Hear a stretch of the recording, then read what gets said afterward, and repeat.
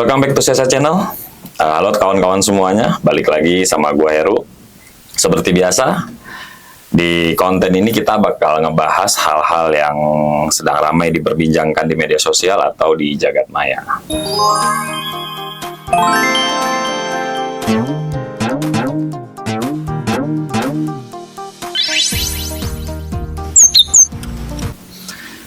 Untuk hari ini gue mau coba ngomongin tentang PPN 12% atau pajak pertambahan nilai 12% yang sebelumnya 11%. Di 2025 per 1 Januari 2025 pemerintah telah menetapkan bahwa PPN akan naik menjadi 12%. Umumnya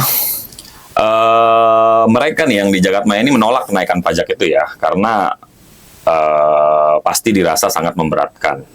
Apalagi di tengah kondisi ekonomi atau suasana ekonomi kita yang lagi lesu banget belakangan ini. Gambar dari tagline "Taxation without representation is a crime". Itu lagi rame banget di dunia maya. Nah, kenapa sih PPN ini harus naik? Kita coba kulik pelan-pelan ya, tapi gue bakal rokok dulu. Kenapa? Apa alasannya PPN ini dan tadinya 10%, sebelumnya 10%, terus naik 11% di tahun 2022, lalu naik lagi per 1 Januari 2025 menjadi 12%. Nah, kita coba kulik dari tagline dulu deh. Kan ada tagline "No taxation without representation" atau "Taxation without representation is a robbery". Itu dulu konteksnya di zaman revolusi di Amerika. Nah, di konteks itu dulu, para pendukung kemerdekaan Amerika itu protes karena harus ngebayar pajak ke London. Tapi mereka itu harus membayar pajak ke London, tapi mereka tidak punya perwakilan di parlemen. Sehingga, menurut orang-orang Amerika pada kala itu, segala pajak yang dikenakan untuk para koloni, yang dalam konteks itu tuh waktu itu Stamp Act sama Thousand Act, itu menurut mereka itu tidak konstitusional. Nah, bagi mereka, menurut mereka, kalau mau ada pajak, gue harus ikut dong di parlemen. Dan gue juga harus ikut ngebahas tentang penetapan pajak ini. Kira-kira kayak begitulah aspirasi mereka dulu. Nah, tagline itu juga berarti permintaan tarif pajak itu harus adil. Karena pajak itu nggak boleh semena-mena ditetapin, tapi harus melalui peraturan perundang-undangan yang jelas dan dibahas di parlemen. Nah, itu kan tadi konteksnya di Amerika. Nah, kalau di Indonesia, kita harus jujur. Seluruh pajak itu udah diatur melalui undang-undang. Nah, artinya pajak itu sebenarnya adalah produk politik yang telah dibahas atau digodok di Dewan Perwakilan Rakyat atau di DPR. Jadi, klaim representation-nya ini menurut gua kalau di Indonesia konteksnya ya sudah terpenuhi, karena ketika lu menetapkan pajak 12% itu nggak satu orang atau satu badan atau satu lembaga aja yang menentukan, tapi ini sudah digodok dan sudah diramu sedemikian rupa di DPR. Nah, apalagi soal kenaikan pajak 12% ini ya yang lagi ramai saat ini. Nah, sebentar, kebijakan pajak 12% ini tuh termaktub di PPN 12 ini termaktub di pasal 7 ayat 1 Undang-Undang Nomor 7 tahun 2021. Nah, ini tuh disusun di zaman Kabinet Indonesia Maju di bawah kepemimpinan Bapak Presiden Joko Widodo. Jadi sebenarnya ini udah diketok dari jauh-jauh hari. Nah, dalam aturan itu tuh disebutkan bahwa PPN dinaikkan itu secara bertahap. Yang gue bilang tadi seperti di awal bahwa sebelumnya kita PPN kita 10%, di tahun 2022 itu jadi 11%. Dan di Undang-Undang Pasal 7 ayat 1 UU nomor 7 tadi itu ditetapkan juga bahwa akan naik menjadi 12% pada 1 Januari 2025 yang sebentar lagi kita akan menjalani itu semua. Nah, yang jadi pertanyaan gue nih, pertanyaan fundamentalnya ya, kenapa sih PPN harus naik? Kalau kita cek sebenarnya pemberitaan di media massa ya, Menteri Koordinator Bidang Perekonomian kita, Bapak Erlangga Hartarto itu pernah menyebut, kenaikan PPN 12% bukanlah keputusan yang diambil tanpa alasan oleh pemerintah. Menteri Keuangan Sri Mulyani juga pernah ngomong kalau keputusan ini tuh nggak membabi buta. Nah, ini videonya nih. Saya setuju Bapak dan Ibu sekalian bahwa kita perlu untuk banyak memberikan penjelasan kepada masyarakat. Artinya meskipun kita membuat policy mengenai perpajakan termasuk PPN ini bukannya membabi buta dan seolah-olah tidak punya afirmasi atau perhatian terhadap beberapa sektor-sektor. Kalau kita lihat ada beberapa alasan sebenarnya kenapa pemerintah memutuskan untuk menaikkan tarif PPN sebesar 12% pada 2025.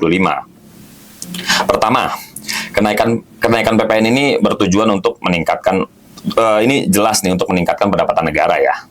Sebagai salah satu sumber utama itu memang pajak itu salah satu sumber utama pendapatan negara. Nah, PPN ini memegang peranan penting dalam untuk mendanai beberapa program pemerintah ya. Kita ingat beberapa tahun lalu kita sudah berhasil lolos dari pandemi COVID. Nah, kita memang sudah selesai dari pandemi COVID, tapi di saat COVID-19 itu beban fiskal kita tuh luar biasa sangat berat. Karena banyak perekonomian yang runtuh di situ. Nah, tambahan penerimaan pajak ini sangat dibutuhkan oleh APBN kita, biar kemudian APBN kita ini bisa sehat. Gambarannya gini deh, kenaikan 1% pajak itu, ketika dinaikin itu dengan tambahan 1%, kurang lebih pendapatan negara itu bertambah sekitar 70 triliun. Nah, lalu kenaikan PPN ini juga diharapkan ya dapat mengurangi ketergantungan kita pada utang luar negeri. Dengan meningkatkan penerimaan pajak, pemerintah itu berupaya untuk mengurangi penggunaan utang luar negeri dan menjaga stabilitas ekonomi kita dalam jangka panjang ya. Nah, hal ini juga membantu banget menurunkan beban pembayaran utang kita dan menjaga perekonomian kita agar lebih stabil dari sebelumnya. Dan kenaikan pajak 12% ini juga menurut gua dimaksudkan untuk menyesuaikannya dengan standar internasional. Karena di berbagai negara ya, pajak itu kita ini termasuk yang rendah lah. Karena sebelumnya kita 10, lalu naik ke 11. Hari ini akan menuju ke 12%. Ini tuh sangat rendah dibandingkan beberapa negara nih. Menurut data yang dikumpulin sama teman-teman Siasat Channel ya, itu negara, kalau kita cek rata-rata ya, rata-rata PPN seluruh dunia itu, termasuk negara-negara yang tergabung dalam Organization for Economic Cooperation and Development atau OECD. Tarifnya itu kurang lebih rataannya itu sekitar 19,2% pada tahun 2022. Nah, di sisi lain, pemerintah juga coba untuk menggenjot pajak. Targetnya apa? Untuk meningkatkan rasio PDB kita, rasio pajak kita terhadap PDB atau produk domestik bruto kita. Kita tahu nih, menurut data pada tahun 2021 nih terakhir yang kita dapatkan datanya, rasio pajak kita terhadap PDB masih rendah banget, cuma 10,3%. Jauh di bawah rata-rata negara-negara yang tergabung di OECD tadi, yang sudah 34%. Atau kalau mau kita compare lagi, rata-rata negara Afrika aja, PPN itu, pendapatan negara rasio pajaknya terhadap PDB-nya itu sekitar 16%. Jadi memang kita masih jauh banget.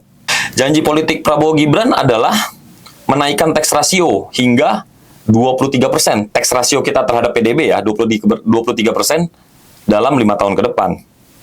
Jadi, kenaikan PPN 12% ini menurut gue bagian dari skema besar tadi ya, menaikkan perbandingan pajak kita terhadap PDB. Rasio pajak kita terhadap PDB tadi ya, ini bagian dari skema gedenya. Nah, meskipun begitu, kita juga paham keluhan publik ini terhadap PPN 12% ini pasti sangat masif lah, karena apapun yang naik, pasti banyak banget pro dan kontranya. Kebijakan tersebut itu akan memacu kenaikan harga barang, dan itu sudah pasti bahwa ketika pajaknya naik, otomatis harga barangnya juga pasti naik. Dan banyak pakar ekonomi juga ya mengingatkan bahwa kenaikan pajak tadi itu akan yang paling impact-nya paling berasa adalah penurunan daya beli masyarakat. Jadi menurut gua situasinya saat ini tuh ada dua hal besar yang perlu dipertimbangkan. Yaitu yang pertama, meningkatkan pendapatan negara. Nah, di sisi lain juga harus menjaga perekonomian dan stabilitas ekonomi masyarakat. Dua-duanya itu hal penting dan terkait dengan hajat hidup orang banyak. Jadi, jika saat ini ternyata ada situasi yang berbeda dan butuh sebuah kebijaksanaan, kita berharap banget nih Pak Prabowo bisa menggunakan itu. Sebuah kebijaksanaan dari Presiden agar kemudian bisa memberikan jalan keluar yang terbaik lah untuk masyarakat kita.